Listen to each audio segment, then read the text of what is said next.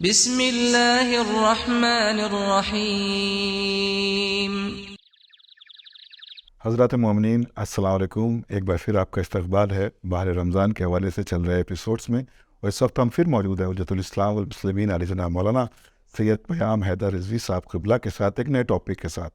آج ہمارا جو ٹاپک ہے وہ ہے وعدہ خلافی۔ وعدہ خلافی ایک ایسا ٹاپک ہے کہ جو ہماری زندگی میں روزانہ دو چار ہوتے، تو ہم جاننا چاہیں گے قبلہ آپ سے کہ یہ وعدہ خلافی جو ہے اس کا شریعت میں کیا حکم ہے، وعدہ کرنا یا وعدے کی مخالفت کرنا۔ اس طرح کے ہمارے زندگی میں روزانہ اس طرح کے مسائل پیدا ہوتے ہیں، شریعت کا کیا حکم ہے اس کے متعلق؟ اعوذ باللہ من الشیطان اللعین الرجیم، بسم اللہ الرحمن الرحیم۔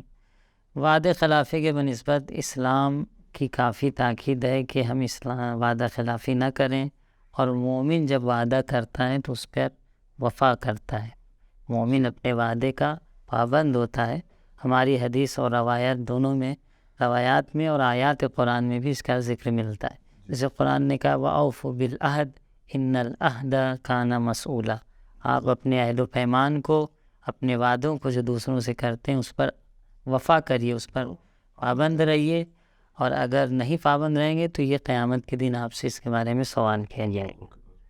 تو عہد و پیمان کہہ لیجئے، وعدہ کہہ لیجئے، جب وعدہ بہت زیادہ مضبوط ہو جاتا ہے تو اس کو عہد و پیمان کہا جاتا ہے، وہ بھی ایک طرح کا وعدہ ہے۔ اور تھوڑا سا چلتے پھرتے کہہ دیا تو اس کو ہم وعدہ کہہ دیتے ہیں، لیکن میں نے کہتے کہ شام کو قبلہ میں آؤں گا، یا کسی دوست سے وعدہ کر لیا کہ میں آپ کی ضرورت پوری، یہ ہم وعدہ کہتے ہیں، لیکن جب اسی میں تھوڑی تاکید بڑھ جاتی ہے تو وہ عہد کہلاتا ہے کہ ہم نے ان سے عہد دیا تھا، عہد و پیمان لیا تھا، پھر بھی انہوں نے عمل نہیں کیا، کہا جاتا ہے۔ تو یہ عہد ہوا یا وعدہ ہوا، ایک ہی مفہوم ہے۔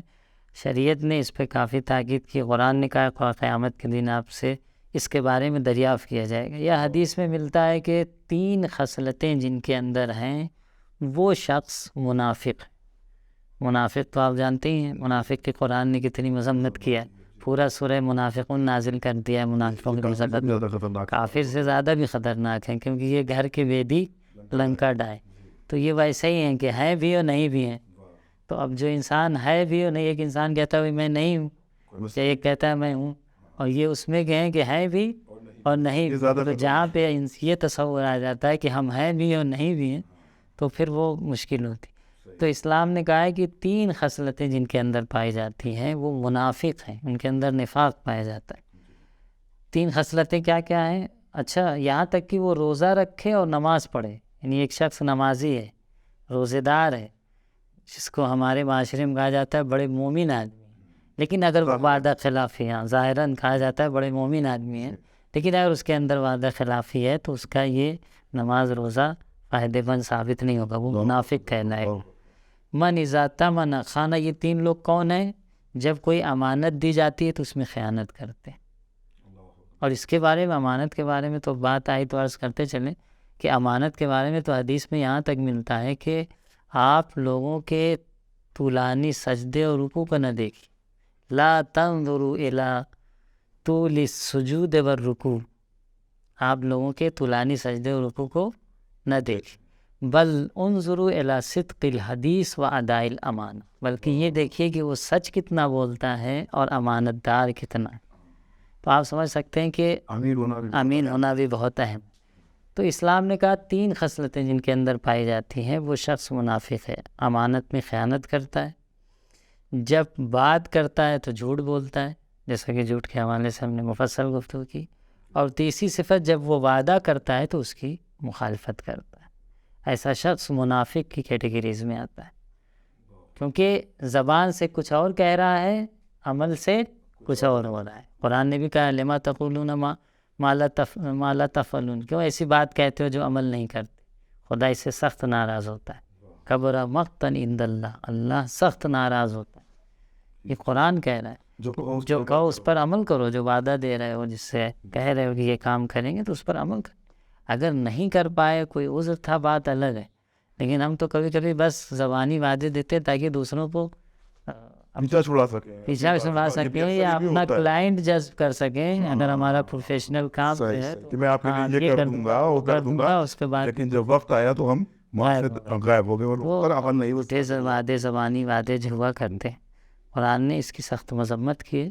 ہمیں چاہیے کہ ایسے وعدوں سے جو جھوٹے وعدے ہیں پرہیز کریں. اور یہیں پہ یہ بھی عرض کرتے چلیں کہ 3 طرح کا وعدہ ہوتا ہے. ایک وعدہ وہ ہے جو اللہ نے بندوں سے کیا، اور ایک وعدہ جیسے قرآن میں بہت سے وعدے ہیں کہ اگر الذین آمنوا وعملوا الصالحات، جو لوگ عمل صالح اور ایمان لائیں گے، عمل صالح بجا لائیں گے، ہم انہیں جنت میں داخل کریں گے. یہ اللہ کا وعدہ ہو گیا، اللہ نے وعدہ کیا وہ کرے گا وہ. اسی طریقے سے کچھ وعدے ایسے ہیں کہ جو بندہ خدا سے کرتا ہے اور بندوں نے خدا سے کیا ہے. مثلا عالم الست میں، عالم ارواح میں، اس عالم سے پہلے جو عالم تھا، عالم انسانیت، اس سے پہلے جس میں ہم روح کی شکل میں تھے، وہاں پر اللہ نے ہم سے وعدے لیے تھے کہ کیا میں تمہارا پروردگار نہیں ہوں، تو ہماری اطاعت کرو گے. ہم سب نے اللہ سے وعدہ کیا تھا کہ دنیا میں جا کے ٹھیک ٹھاک رہیں گے جیسا وعدہ کیا ویسے. ہاں کہ ہاں تو ہمارا پروردگار ہے، ہم تیری اطاعت کریں گے. اگر سب نے نہ بھی کیا ہو تو حد اقل بہتوں نے کیا تھا، لیکن ہم اپنے وعدے پہ عمل نہیں کرتے. تو یہ وعدہ ہے جو ہم نے اللہ کو دیا ہے. اور تیسرا وعدہ یہی ہے جو ہم ایک دوسرے کو دیتے ہیں، بندے کا بندے سے وعدہ. تو تینوں مرحلے میں ہمیں چاہیے کہ ہم پورے اتریں، ورنہ قیامت کے دن ہم سے پوچھا جائے. ان العہد کان مسئولا. ہر طرح کے وعدے کو عمل کرو. خدا اپنے وعدے پہ عمل کرے گا، اس میں کوئی شک نہیں. خدا تو قادر مطلق ہے. ہمیں چاہیے کہ ہم اپنے وعدوں پر عمل کریں اور اس کے لیے تمام تر کوشش کریں. اگر ہم کوتاہی کرتے ہیں، اپنے وعدوں پہ عمل نہیں کرتے ہیں، تو ہمیں جس کا جواب دیں. اچھا قبلہ، میں یہ بھی جاننا چاہوں گا کیونکہ بات سے بات نکلتی ہے، سوال سے سوال نکلتے ہیں، کہ کیا کوئی ایسا وعدہ ہے جو جسے توڑا جا سکتا ہے؟ ایسا کچھ شریعت میں حکم ہے کہ کچھ؟ ہاں دیکھیے، آیت اللہ ثانی کے فتوے میں بھی اس موجود ہے وعدے کے حوالے سے.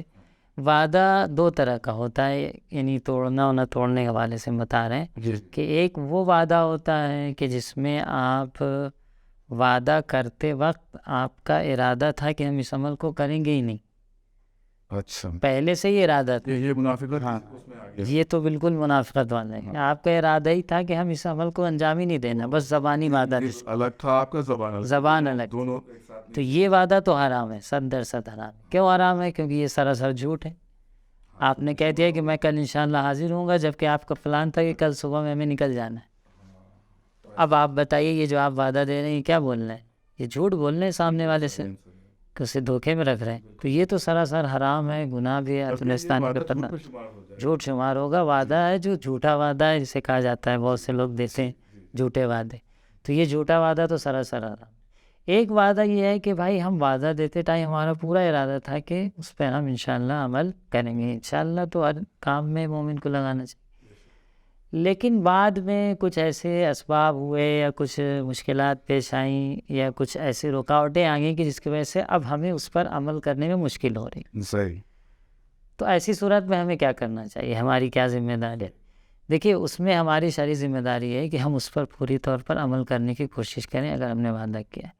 اگر کبھی ہمارے ساتھ کوئی عذر پیش آ گیا ہے تو جس سے وعدہ کیا ہے اس سے اجازت لیں، یا اس کو اطلاع کریں. اطلاع یعنی وہی اجازت لینی ہوگی کہ ہم جو اس کو فون کریں گے، بھائی دیکھیں ہم نے وعدہ تو کیا تھا لیکن کوئی عذر ہو گیا، آپ ہمیں معاف فرمائیے. کیونکہ وعدہ اسی کا حق ہے.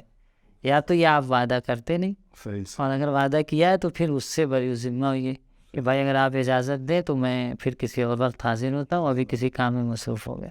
اور بہت سے لوگ ایسا کرتے ہیں. اچھی چیز ہے، ادب کی چیز ہے. یہ بھی نہیں کہ آپ نے وعدہ کیا، اس کے بعد سامنے والا فون کر رہا ہے، آپ فون بھی نہیں اٹھا رہے ہیں، اس کے بعد 2 گھنٹے بعد کہتے ہیں ارے وہ ہم کہیں مصروف ہو گئے تھے، ہم لوگ فون پہ سائلنٹ پہ رہ گیا تھا. تو ہاں، تو یہ بغیر عذر رہا ہو. یہ اس چیزوں کے بارے میں پوچھا جائے گا. اس کو ہم معاشرے میں ہلکے میں نہ لیں. قرآن کے بارے میں، قرآن حدیث میں اس کی سخت مذمت ہے.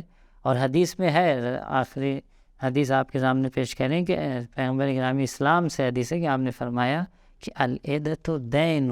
ادا یعنی وعدہ. ادا جو ہے وعدہ دین ہے، قرض ہے.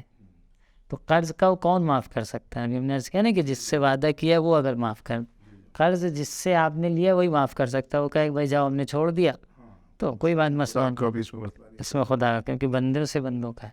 تو وعدہ ایک قرض ہے. العدۃ دین ویل لمن وعد ثم اخلفا، ویل ہو اس شخص پر جو وعدہ کرے اس پہ مخالفت کرے۔ پھر آپ نے فرمایا ویل لمن وعد ثم اخلف، پھر آپ نے فرمایا ویل لمن وعد ثم اخلف، 3 مرتبہ رسول اکرم اسلام نے فرمایا کہ ویل ہو۔ اچھا ویل ہے کیا؟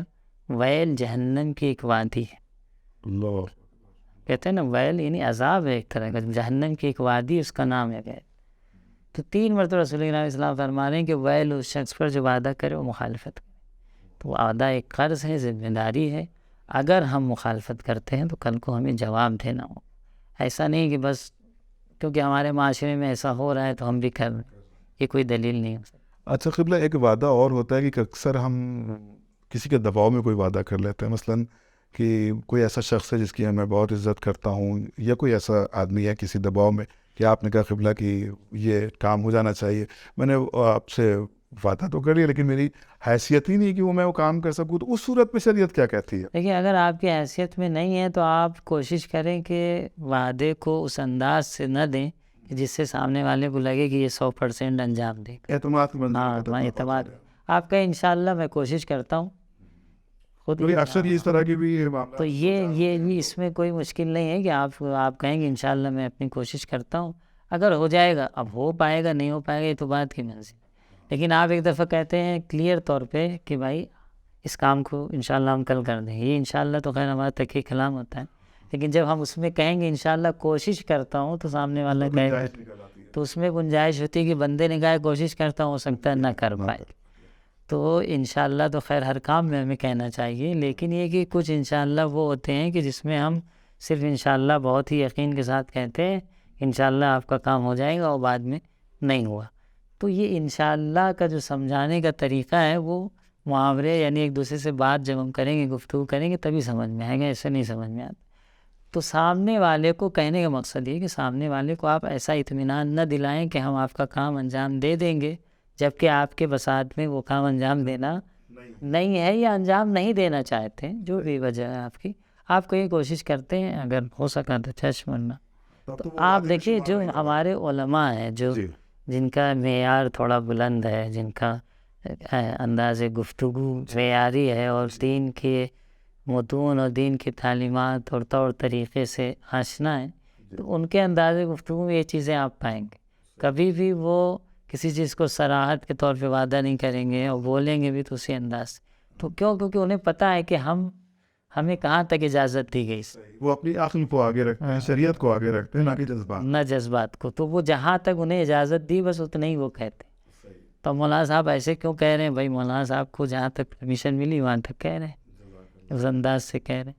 بہت شکریہ قبلہ، آپ نے وعدہ اور وعدہ خلافی کے حوالے سے جو بیان سامعین کے درمیان پیش کیا، یقیناً ہمارے سامعین اس سے ضرور استفادہ کریں گے، اور یقیناً آپ کی زندگی میں بھی سامعین اس طرح کے مسلسل واقعات بھی درپیش ہوتے ہوں، کبھی کبھی آپ اس سے خود 2-4 ہوتے ہوں گے، تو جیسا کہ قبلہ مولانا پیام حیدر رضوی صاحب نے آپ کی خدمت میں عرض کیا، آپ اس پر عمل کریں، کیونکہ ہمارا کچھ گناہ ہمارے سے ایسے ہو جاتے ہیں جن کا ہمیں اندازہ ہی نہیں ہوتا کہ ہم کتنی بڑی غلطی کر رہے ہیں، کتنا بڑا اللہ کی نگاہ میں یہ گناہ ہے، تو ہمیں منافقت سے پرہیز کرنا ہے، اور مومن یہ ایپیسوڈ انشاءاللہ جاری و ساری رہیں گے، اور آپ کے ذہن میں بھی کسی بھی متعلق شرعی مسائل کے حوالے سے کوئی بھی گفتگو یا کوئی بھی ذہن میں آپ کے سوال پیدا ہو رہا ہو تو آپ ہمارے کمنٹس باکس میں کریں، یا قبلہ کا نمبر اسکرین پر موجود ہے، آپ ان سے ڈائریکٹ رابطہ کر سکتے ہیں۔ امید ہے کہ یہ پہلے ایپیسوڈ کی طرح یہ بھی پروگرام آپ کو بہت پسند آیا ہوگا، اور انشاءاللہ ہم آپ سے پھر ملاقات کریں گے کسی نئی گفتگو کے ساتھ، کسی نئے شرعی پہلو کے حوالے سے، اور جب تک کے لیے دی اجازت، ہمیں خدا حافظ وسلام، اپنا خیال رکھیں، اور عبادتوں میں